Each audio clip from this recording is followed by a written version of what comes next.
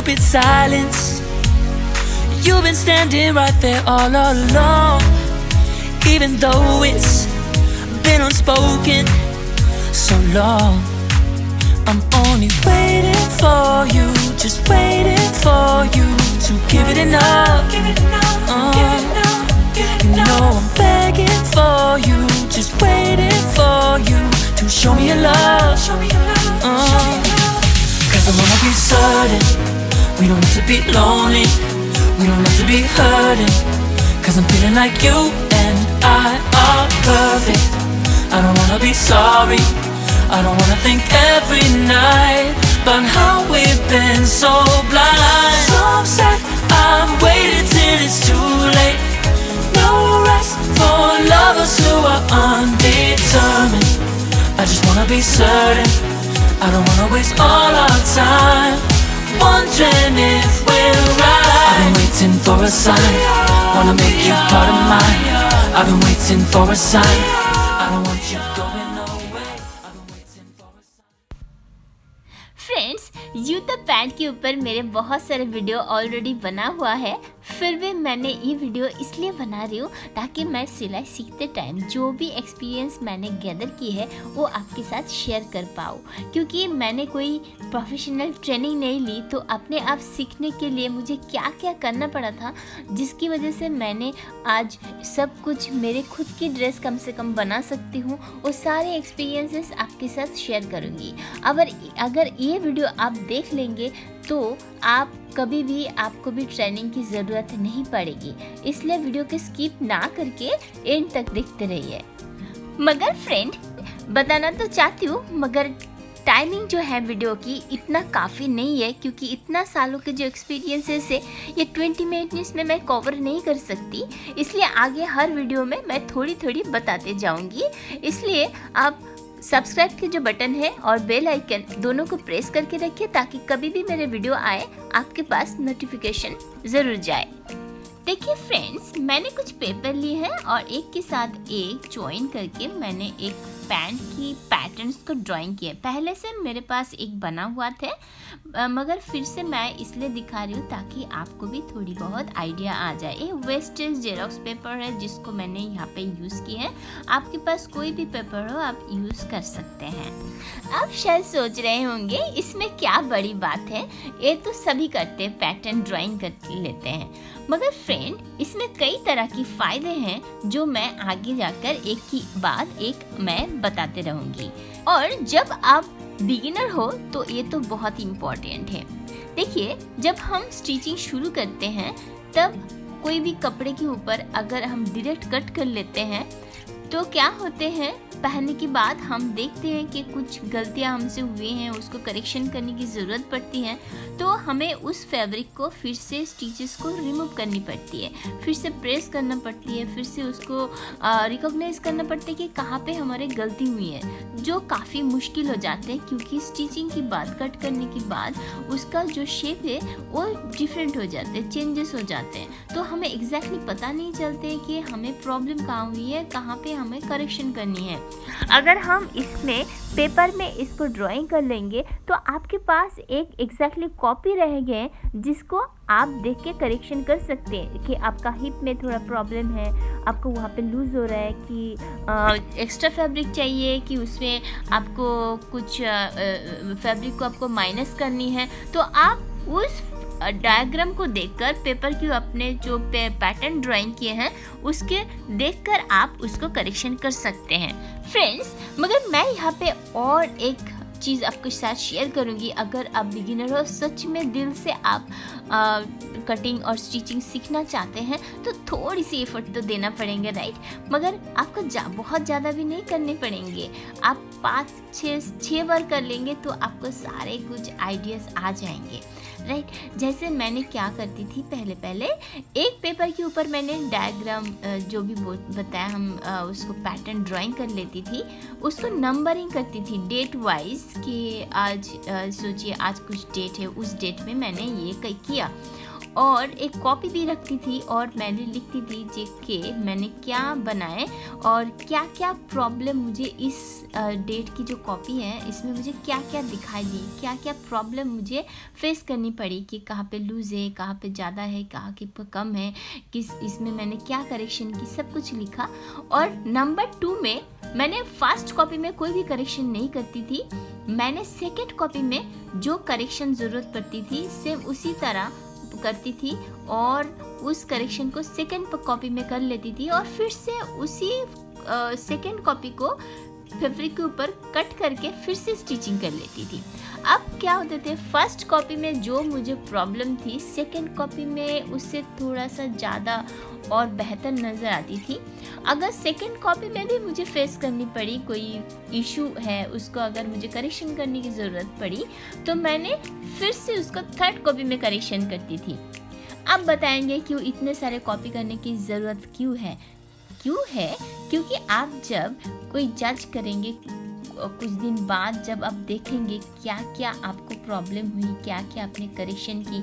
और देखिए फ्रेंड, हर एक की बॉडी का जो शेप है ना वो डिफरेंस होती है। जैसे मेरे बॉडी का शेप है रेक्टेंगल, किसी को स्पून शेप होता है, किसी के शेप 8 होते हैं, किसी का जो पैर का शेप है ना किसी का होता है थाई एरिया में हेल्दी होते हैं और एंकल एरिया में बहुत ही थिन होते हैं। तो उसके अकॉर्डिंग अगर आपने ड्रेस सिलाई की तो डेफिनेटली वो आपने जो पेपर कट किए थे उससे आपका नहीं होगी, उनके लिए अलग से कट करनी पड़ेंगी, इसलिए तो हम मेजरमेंट लेते हैं। जैसे आगे आप यहाँ पे देखते जाएंगे तो देखेंगे मेरी पैंट कटिंग करने के लिए मैंने कार्व स्केल की इस्तेमाल नहीं की, मैंने स्ट्रेट स्केल की इस्तेमाल की, क्योंकि मेरे जो फिगर है मैंने जैसे बताया मेरे रेक्टेंगल शेप की बॉडी है, तो मेरे थाई और जो एंगल है उसमें मेजर के ज़्यादा डिफरेंसेस नहीं है। अगर मैं थाई एरिया में ज़्यादा फैब्रिक छोड़ूं तो क्या होते हैं, फुला हुआ सा रहता है, वो बहुत बैलून जैसा हो जाता है, वो देखने में अच्छी नहीं लगती, इसलिए मैंने स्ट्रेट स्केल का इस्तेमाल की। मगर जिनकी हेल्दी है हिप थाई तो उनके लिए तो कार्व स्केल बहुत ज़रूरी है। हालांकि मेरी आगे जो पैंट के ऊपर जो वीडियो बनाई थी मैंने कार्व स्केल दिखाई थी कि जनरली लोग कार्व स्केल की यूज़ करते हैं, क्योंकि मैं यहाँ पे मेरे घर के लिए पैंट बना रही हूँ जो मुझे कंफर्टेबल होनी ज़रूरी है, इसलिए मैंने ये स्ट्रेट स्केल का इस्तेमाल कर रही हूँ। और ये मुझे कैसे पता चला, ऐसा करते करते मुझे समझ में आई कि मुझे कार्व स्केल नहीं, मुझे स्ट्रेट स्केल चाहिए, क्योंकि मेरे जो फिगर है इसमें कार्व स्केल सूटेबल नहीं हो सकते। जैसे आप भी ऐसा करेंगे तो आप खुद की जो मेजर है उसको सही ढंग से आप फाइंड आउट कर सकेंगे। फ्रेंड्स, इस वीडियो में मैंने पैंट के ऊपर कोई भी कटिंग प्रोसीड्योर जो भी है मैं डिस्क्राइब नहीं कर रही हूँ, क्योंकि ऑलरेडी इसके ऊपर मेरे वीडियो बना हुआ है तो मैंने उसको रिपीट नहीं कर सकती। वो काफ़ी अच्छे हैं, आप उस वीडियो में जाइए और देखिए क्या होते हैं, मैं बहुत अच्छे से एक्सप्लेन किए हैं। और इसके जो लिंक है मैं वीडियो की एंड में जो स्क्रीन होते हैं उस पर मैंने लिंक दे दूँगी। पैंट के ऊपर एक प्लेलिस्ट है, वो एक के बाद एक आप देखते रहेंगे तो आपके बहुत सारे डाउट वहाँ से क्लियर हो जाएंगे, इसलिए आप उसको ज़रूर देखें और ट्राई करें और मुझे बताएं कमेंट बॉक्स में आपके इससे क्या फ़ायदा हुई, आपका बॉडी शेप कैसी है, उसके अकॉर्डिंग कैसी ड्रेस होनी चाहिए, क्या आप आपके बॉडी शेप को फाइंड आउट कर पाए। और आप अगर चाहते हैं कि बॉडी शेप के ऊपर मैं एक वीडियो बनाऊं तो कमेंट में लिखिए, ताकि मैं बॉडी शेप के ऊपर एक वीडियो बनाऊंगी कि कौन सा बॉडी शेप कैसी होती है, क्यों होते हैं, उसके ऊपर कैसे ड्रेस फिट आते हैं, ये सारे कुछ मैंने डिस्क्राइब करूंगी अगर आप मुझे कमेंट में रिक्वेस्ट करेंगे। फ्रेंड्स, अब चलते हैं हमारे मेन टॉपिक में। हमारे टॉपिक ये थे कि हमको क्यों पेपर में एक कॉपी बनाना चाहिए ताकि हमें और बेहतर समझ में आए। अब जब हम कॉपी कर लिए, हमने एक्सपेरिमेंट भी कर लिए और अब हमें फैब्रिक के ऊपर कट करनी है, ये एक बहुत बड़ी बात होती है फ्रेंड।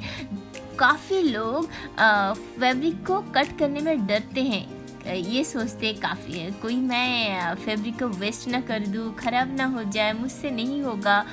मगर ये जो सोच है फ्रेंड, अगर आप ऐसे सोचेंगे तो कभी नहीं कर पाएंगे। सीखने का पहला सीढ़ी जो होते हैं वो है गलतियाँ से डरेंगे तो हम सही को कभी नहीं सीख पाएंगे। आपको अगर पहले अच्छे कपड़े कटिंग करने में खिंचावट हो तो आप घर पे जो पुराना कपड़े होते हैं उसके ऊपर कीजिए, गलतियाँ कीजिए, और फिर आपको जब थोड़ा बहुत कॉन्फिडेंस आ जाए तब आप अच्छे कपड़े के ऊपर ट्राई कीजिए।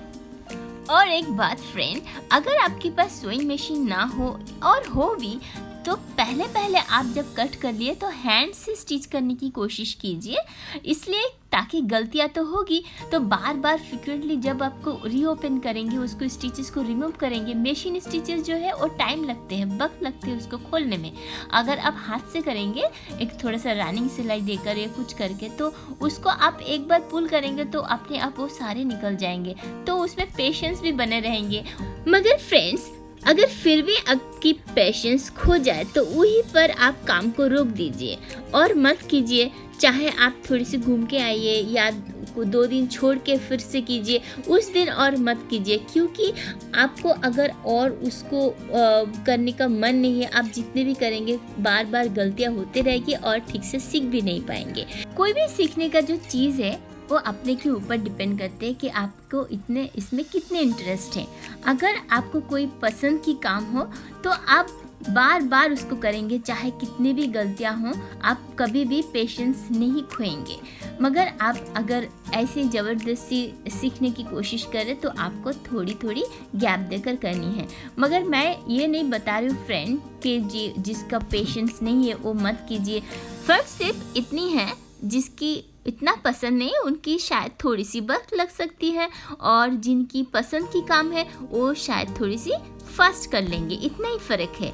फ्रेंड्स, एज एग्जाम्पल अगर मैं यहाँ पे मेरी बात बोलूँ, ऐसे तो मैं बहुत कुछ नहीं जानती, क्योंकि जानने की कोई सीमा तो है नहीं, कितने सारे चीज़ है जो कर सकते हैं, मगर मुझे इतना कुछ अभी भी पता नहीं है। मगर जो भी पता है मैंने खुद से सीखा है, मुझे कोई इंस्टीट्यूशन या ट्रेनिंग सेंटर से ये ट्रेनिंग नहीं मिली, मैं अपने आप सब कुछ सीखा है। और मेरे टाइम पे इतना यूट्यूब का जो अभी जो ट्रेंड है, इतना भी यूट्यूब नहीं थे, मैंने अपने आप ऐसे एक्सपेरिमेंट करते सीखा है। हाँ, मैंने भी देखा है कैसे करते, और बाकी लोगों ने जैसे देखते हैं मैंने भी उतना ही देखे हैं, मगर मेरी जो ऑब्जर्वेशन थे वो शायद थोड़ी सी ज़्यादा थे, इसलिए मैंने इसको जल्दी कैच कर ली। और फ्रेंड, मैं इसके साथ और एक काम भी करती थी कि कोई पुराना कपड़े जो और यूज़ नहीं होते थे उसको मैं खोल लेती थी, उसके जितने धागा थे उसको मैं ओपन कर लेती थी और देखती थी कैसे इसको सिलाई दिए हैं, उसके कटिंग कैसे किए हैं, उसको ट्रेस करती थी पेपर में और उसका पैटर्न ड्राइंग कर लेती थी, और जो मैंने ओपन किया है उसको हाथों से सिलाई कर लेती थी। इससे क्या होते थे, उसका पैटर्न मैंने ड्राइंग कर ली जो मेरे फिटिंग में आती थी, और वो जो खोल ली है उसको दोबारा मैं हाथ से सिलाई कर ली। तो इससे मुझे 2 फायदे हुए, एक तो मुझे पैटर्न्स का थोड़ी बहुत समझ आ गई, और सिलाई की जो टेक्निक है वो भी मुझे अच्छे से प्रैक्टिस हो गई। ऐसे करते करते मैंने थोड़ा बहुत सिलाई सीख गई। अब मुझे कोई भी डर नहीं लगते फैब्रिक कट करते हुए, और जितने भी पार्टी ड्रेस हो या किसी को गिफ्ट करने हो, without any measurement I can make dress. मैंने कोई भी बर्थडे पे जाती हूँ, कोई बच्चे को गिफ्ट देना है तो मैं हाथों से उनको लिए, अगर लड़की है तो फ्रॉक, स्कर्ट, चूड़ीदार, सलवार जो भी हो मैं बना लेती हूँ और विदाउट मेजरमेंट की लेती हूँ और परफेक्ट फिट आती है। ये करते करते आइडिया आ गया, इस उम्र के बच्चे हैं, इस उम्र की लड़कियां हैं तो उनके लिए इतना मेजरमेंट हो सकती है। अगर एक बार फ़ोटो भी देख लिया तो भी मुझे मेजरमेंट लेने की कोई ज़रूरत नहीं पड़ती है, मैं फ़ोटो देख के भी उसकी अकॉर्डिंग मैंने ड्रेस सिला सकती हूँ। और फ्रेंड्स, ऐसे करने में मुझे बहुत अच्छे लगते हैं। जब मैं मेरे हाथों से बना हुआ ड्रेस प्रेजेंट करके उनको सरप्राइज करती हूँ, वो इतना खुश हो जाते हैं कि मुझे उनकी फेस की जो खुशी है वो मुझे और खुश कर देती है। और इनमें से ज़्यादा छोटे बच्चे होते हैं, और जो ड्रेसेस मैं इन बच्चों को प्रेजेंट करती हूँ वो मार्केट से डिफरेंट और यूनिक होते हैं। इसकी वजह से उन बच्चों को और भी खुशी होती है। सॉरी फ्रेंड, मैंने थोड़ा ज़्यादा ही इधर उधर का बात कर ली। ये सब बताने के पीछे मेरे एक ही मकसद था कि मैं आपको इंस्पायर कर सकूं कि कैसे आप भी आसानी से स्टिचिंग सीख सकते हैं। अब आते हैं वापस हमारे टॉपिक पे। अब देखिए यहाँ पे हो गए हमारे कटिंग।